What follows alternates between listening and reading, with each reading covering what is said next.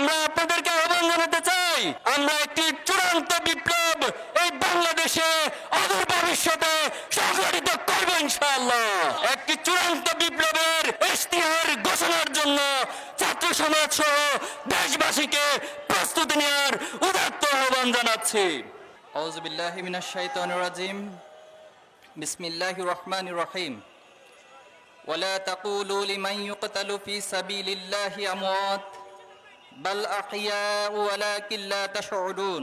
সংগ্রামী উপস্থিতি, ঐতিহাসিক শাপলা চত্বরে 2013 সালের 5ই মে যে গণহত্যা চালানো হয়েছে, সেই গণহত্যার বিচারের দাবিতে আজকের এই মানব প্রাচীর প্রোগ্রামের সম্মানিত দায়িত্বশীলবৃন্দ, সম্মানিত নেতৃবৃন্দ, সাংবাদিক বন্ধুগণ, প্রিয় ছাত্র জনতা, আসসালামু আলাইকুম রহমতুল্লাহি ওয়া বারাকাতুহু। আপনারা নিঃসন্দেহে অবগত আছেন 2008 সালের একটি পাতানো নির্বাচনের মধ্য দিয়ে আওয়ামী লীগ সরকার ক্ষমতায় এসে এদেশে ফ্যাসিবাদ কায়েমের জন্য চূড়ান্ত নীল নকশা করেছিল।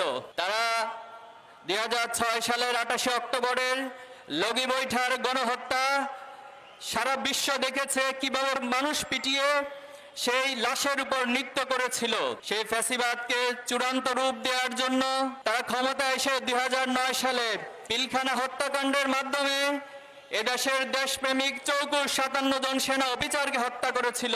এদেশের কোরআনের পাখি আল্লামা সাঈদী, বাংলাদেশের তৌহিদি জনতার কোরআন প্রেমিকদের হৃদয়ের নয়নের মণি আল্লামা সাঈদীর বিরুদ্ধে যে ফাঁসির রায় দেওয়া হয়েছিল, সেই রায়কে কেন্দ্র করে 2013 সালের ফেব্রুয়ারি মাসে কয়েকদিনের ব্যবধানে সারা দেশে নারী পুরুষ সহ প্রায় 150 জনের বেশি হত্যা করে শেখ হাসিনা গণহত্যা চালিয়েছিল।